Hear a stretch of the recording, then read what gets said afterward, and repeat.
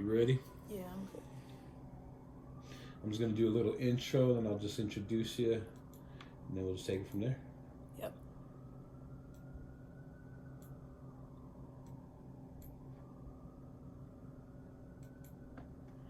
Hey, what's going on? It's your boy JoeThunder back once again with another episode of the Smoking JoeThunder podcast. Shout out to everyone that's out there, taking a listen and downloading, subscribing, and sharing, this culture that we're out here, representing. Real quick shout out to Be Good Dispensaries, our official sponsor over there on 11 West Hampton in Inglewood. And if you're up north there on 120th, across the highway from Boondocks, but check them out for all your medical and recreational marijuana needs. But we got another episode, another banger for you today. We got, man, a really dope MC, rapper, female, just dope person all around making moves. We got Jelie in the building. What's going on? Hey, what's going on? Not much. How you been? How you been? I've been good. How you been? Trying to grind. Trying to grind. Trying you to trying, get. or you doing? No, I'm doing it actually. It's always a struggle to wake up in the morning. You get out of bed. You know what I mean? Yeah, I feel you. Smoke a couple too many of those Be Good blunts. You know what I mean? You don't want to do too much, but we keep it pushing over here. You know what I mean? We gotta stay motivated. Always. But how you been? You been doing good? Yes, I have. Kind of been traveling a little bit, right? Yeah. How's that been going with you? It's been going good. I went to DC for the music policy reform. Talked to a bunch of people from around the country, out of the country, about music policy. Getting a lot of knowledge, huh? Yeah, exactly. How the venues are affected and how that affects artists in turn. I mean, I know the artist side, but to hear the other perspectives is very important. Just know both ends of the story, right? Exactly. Well, shoot, check it out. This is your first time here. Kind of tell them who you are. Kind of tell them about your early years growing up. You're from Denver, right? Yeah, I'm from Denver. Kind of tell them where you grew up. Just those early years. For sure. So, born and raised in Denver. My mom's from New York, New York. My dad is from Chicago, Illinois. Shit. East Coast. Somehow we ended up How did y'all end up here, for real? Right. Grandparents, mostly. They wanted to move to Colorado, and they ended up meeting here in Colorado. My uncle was like the gang leader, and my dad somehow got caught up in the mix. My mom was the gang leader's sister. Not necessarily wasn't the founder, but definitely was running shit. And that's basically what I grew up in. A lot of gang violence and high-speed chases through the alley. There's a bunch of crazy shit. Police all the time. My uncle went to prison when I was 5, so that slowed things down a lot. Everybody went on the run. My mom. So it was almost kind of like some shit that's going on nowadays, but kind of back in the day. Like kind of what you know what I'm saying? Exactly. Just the whole where they're trying to get what they call that shit, like in LA they call it like the gang indictment, where like you can't go around, you know what I mean? You gotta be solo dolo, but they're trying to just get everybody, right? Exactly. Was that kind of hard going through and seeing all that shit? I mean, I think when I was 5 I didn't really comprehend everything. I just looked up one day and everybody was gone. My dad was in prison, my mom was in another state on the run. Damn. I was living with my grandma. So that had to really kind of fuck with you. I mean, it should have. I think it worked out for the best because I didn't go that direction. I didn't go the same direction they did. That's what I was going to say. By your music, I couldn't tell that at all. Is that like maybe the way you kind of wanted to switch it up? Because it kind of, you know what I mean? How do I say, just kind of prove something almost, you know what I mean? Because I mean, if you think of gangsters and you think of music, it's all one style, you know what I mean? You don't really hear too many, I don't want to say educated, but you don't see any, I mean, there's gangster rappers with bars all day, don't get me wrong. Right. But the majority of them are just doing their thing, you know what I mean? Yeah, I mean, it was easy for me to talk about people killing people and money every other line, bitches and hoes and drugs. And that was too easy. Right. And I had to challenge myself. I also knew that if I wanted to make it anywhere, especially growing up in Colorado, like we not on the East Coast, we not on the West Coast. That stuff harder. It's less accepted. So I knew that if I wanted to get anywhere where I was at, I had to clean it up. Because I can perform in front of any audience. Right. If I'm rapping a song that's not about gangbanging, you know what I'm saying? Yeah, no, it's definitely universal for, kids, for everyone. But can I perform it in the White House? You know what I'm saying? Yeah. Not to say I want to perform but Biden, but that should be the standard. Yeah. If I can't perform it in front of government officials, and them not be able to dissect it. Not saying they understand poetry and stuff like that, because some of them probably don't. But if I can't rap it in front of the Queen of England or whoever the hell. Yeah, it's probably not. You know what I'm saying? Probably not gonna get you anywhere. I want that stage. No, for real. That's a good stage to aim for. You know what I mean? Right. Not a lot of people think like that. People don't think about even music for the radio. I mean, when you gotta bleep every other word. Hey. I remember like the first time hearing I don't know. Do you know who P.D. Pablo is? Yeah. That Freak League. Like I never listened to the radio. You know what I'm saying? Yeah. So like I don't know, something happened with my car and listen to the radio and I hear it and cool. It's whatever. Then for real, I hear like the real version. I was like, God damn, even me being a dude and older, like I was like, God damn, like. Raunchy, man. Yeah, and then every other word, because then you're wondering what he's saying because every other word's beeped out. You know what I mean? Yeah. But no, that's real dope, man, to set the platform high. Because like I said, a lot of people don't think of that. People don't even really think of like radio music. You know? Right. When you're fucking putting your album out and you're getting everything ready, you should have some radio tracks ready to go, edited, so they can play that shit. Because they will. Yeah, and it's not hard to cover it up nowadays. I mean, you change the words, something else could rhyme. You don't even have to bleep it out or silence it. Just dub it over and put something else in. A different word, yeah, exactly. Yeah, that should be the way, anyways. How'd you kind of get into music? My dad, when I was growing up, he had a room full of equipment that he didn't know how to use because everything was expensive. And that's usually how it starts. You kind of just get a piece and try to start just figuring it out, huh? Exactly. I remember he gave me this disc he wanted me to figure out. It was like a music software, figure out how to make beats in it. It was called Magic's Music Maker, and he's like, yeah, figure this out, blah blah blah. So I like put it in my computer or whatever. It was so many bugs in there. Looking back, I can understand why it didn't work. Right. Because they didn't have the software fleshed out. They just sold it. It's probably one of those first edition, you know what I mean, kind of things on the computer, right? Exactly. Probably one of the first things they ever made to make music digitally outside of analog equipment, and it was not there. But we came a long way since that first disc. For sure. And you said so your dad was a big influence in your music, right? Mm-hmm. Was he like you said? Was he a rapper? Was he a producer as well, or did he kind of do everything? He kind of did everything. I mean, back then they didn't really have like. I feel if you was doing it by yourself or like underground making music for yourself, you didn't really know about or have a team at least. So he was the rapper. He was making the beats on the Boss DR 550. Okay. He was mixing it. He had the whole mixing board. Everything was leveling. I don't think they was doing anything with like EQ and compression back then. It was all just levels. Just get that crispy, good sounding. Yeah. Yep. And so, when did you kind of start taking music seriously, or were you just kind of always there next to him? Always making music, or? I mean, I would say I was next to him up until he went to prison. Yeah. And then, I mean, I always knew I wanted to do music.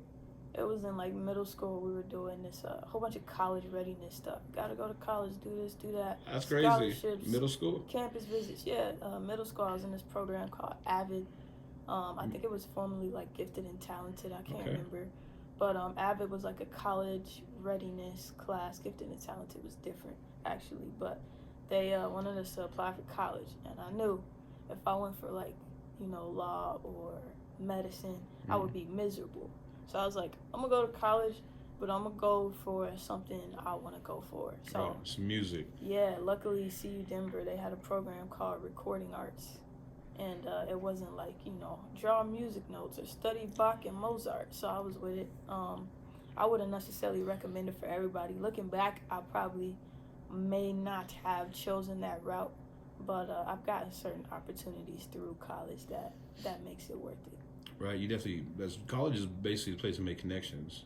Yeah, you learn, but really make connections. Because once you think about it, once you guys graduate, you guys go all across the United States, the world. So then you have these little hubs here and there. Exactly. Was it hard for you to continue music when your dad got sent to prison? No, it wasn't hard. I'd say I found my own way. Like he had his mics and he had all his equipment. I didn't have none of that stuff when. He went away. I don't know where all that stuff. I think it just disappeared. Do you think the police took it? The studio definitely got raided. I don't know that they took it. I know that they broke a bunch. Oh yeah, that's one thing that sucks is when they doing some shit like that, they're breaking everything. Yeah, they was tearing the room up. They ain't fucking around. So I had this little handheld tape recorder. It was like I don't remember what brand it was, but it was like a gold logo on it, and you could like record, stop it, and the buttons would pop out, and you could fast forward and rewind. Okay. So I would play the beats in the background on whatever internet. I had my PlayStation 3. I didn't have a computer at the time. Gotcha. So I played a beat on the PlayStation, and back then the only instrumentals online was like Jaleel Beats, holla at me.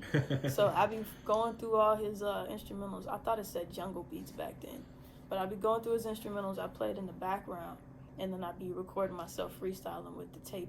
Okay. And then another way I would do it, I had a karaoke machine I got for Christmas before my uncle went to prison. So I would be dubbing all of their tapes, all their tape cassettes. I would dub over them. I didn't care who the artist was. Right. Same thing, play the beat in the background and record over that little mic. And I would just have like a whole little album on the little tape and flip it over, side A, side B. That's crazy. I mean, you're being creative, you know what I mean? Yeah.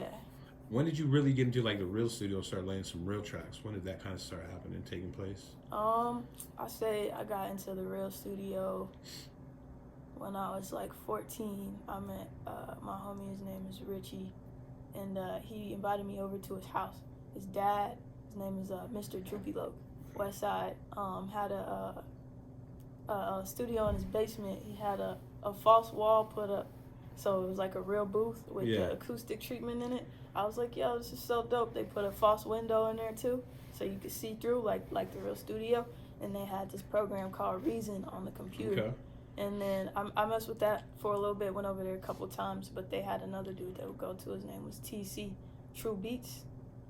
Probably heard of him. He's still out here. I think he's selling weed now mostly, but he had a studio too. That was the first engineer I actually met in Denver, Colorado. True Beats, TC. And you said when you started, you were kind of like more just basically freestyling, right? Mm-hmm. When did you start picking up the pen and actually start writing songs or writing stuff? Yeah, so there was this online forum. It was called My 16 Bars. Okay. And it was like a bunch of people online that would like battle rap with each other and like share songs and stuff. So I was on like this online forum every day, writing my raps to Bone Thugs instrumentals, Tech Nine instrumentals, Twisted. I used to rap real fast. Okay. So I picked all the Midwest rappers back then. That's probably when I started getting serious because I knew other people were looking at it. And it was weird because when you're writing online, people can't hear what your flow sounds like. And my flow isn't necessarily like syncopated to where you can get what I'm trying to put down just by reading it. Right. So they'd be like, yo, you got too many syllables here and blah, blah, blah. And I'd be like, nah, that's not how I'm rapping it. I'm not rapping it how you reading it. But right. Was there like was there the camera phones back then, or you know what I mean, or was it not yet? Because then I'm like, all right, let me take a little fucking video real quick. Nah, I'm young, but this was like a flip phone. Okay, yeah, that's what I'm thinking. Yeah, this is the flip phone era, so it wasn't like we could upload a recording. It's not like nowadays. Yeah, you can upload that shit in stuff. 2 seconds, right? Yeah, we didn't have all that stuff. That was expensive, and I didn't have the connections back then that I had to just get stuff for free. For real. Yeah, nah. What kind of made you change your style? If you were like kind of the Twister, Tech Nine type at first. I got tired of people telling me I was rapping too fast or to enunciate my words and shit. It's like when you're rapping for the hood, from the hood, you don't need to enunciate. Mm-hmm. You know what I'm saying? Yeah. But when they get you. Yeah, when people who aren't from where you're from Yeah. hear you, they think something's wrong with it. So I decided to just rap slower so people could understand. Right. And then now we got like Megan Thee Stallion and stuff like that. Nobody cares that she's rapping fast, but it's clear because they can understand her. That's because she's showing that booty though too. They're too busy Yeah. looking at the booty. But they know every word. Yeah, that's true. They know every That's word. how the younger kids are though. You know what I mean? They get like. Not even just the younger kids. True that. I think it's somebody that even Nicki was doing it. Nicki was rapping fast here and there. Mm-hmm. I think it just had to become more acceptable mainstream because Twista, Tech Nine, those aren't necessarily mainstream cats. Right. They had a hit here and there with someone who was mainstream, and that's why it was okay. I would say like Tech Nine's really really underground. I would honestly though put Twister up there as like a fucking, you know what I mean, like a top. I would put him as a top 10 like rapper MC. For sure. Because like one thing about his music, and I'm sure you're a fan of him too, but he always has like not one but two or three like bangers on his album, on every album. Yeah. You know what I mean? And even like album number 7, like it starts off, you're just like, dang, what the fuck, this shit is hard. What was the first album? First, the Adrenaline Rush, or the shit with Do or Die. It started with K. Twista. Oh, Calamari or That's the second or third one. I think you're talking about. Yeah, the first one's Adrenaline Rush. The one that came out in like 96, 97. That's my favorite Twista album. Nice. Who were some of your influences? It sounds like Twister was a big one. Definitely like Midwest rappers, Twista, Tech Nine, Sibo, Brother Lynch, West Coast rappers. Whole lot of Crips. I didn't hear much music from the other side growing up because that's not where my family, they wasn't banging that music. Right. I wish they were because there's so much dope music from all different sides. Especially like nowadays, like, you know, Mm-hmm. back then, like, I mean, the only other one that you had was like mostly like DJ Quick and his crew, right? Yeah, DJ Quick. I mean, I thought they had like the sickest crew, like Quick, Second and None, yeah, AMG and High C. Like, they're dope. Yeah, nah. But besides them, you got just Death Row, right? Death Row. I mean, MC8. I think it kind of depends on what was popping back then, like what was mainstream. That's usually what people know. But of course, Snoop Dogg and Tupac. But yeah, it's a wide range of rappers. I mean, every one of them had a crew. Right. So you heard the whole crew on the album. Right. Who had the best crew? I feel like Lynch had the best crew, but they kind of intersected. Even E40, you know. Okay. Yeah. I'm thinking Snoop. Snoop. With Nate and Daz and Corrupt, and I'm going even deeper. I'm going even deeper with like Badass and Trady, Goldie Loke, and Cassidy. No, right, actually. All those, because they be singing and they be. Mm-hmm. Yep, I changed my mind then, and then Battle Cat was one of my favorite producers back then too. At least in that era. Who are some of your favorite producers besides Battle Cat? That's when it gets Brother Lynch made beats too. Of course, Dr. J, Devontae Swing. He was I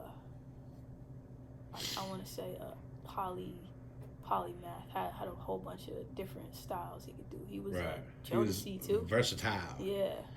He's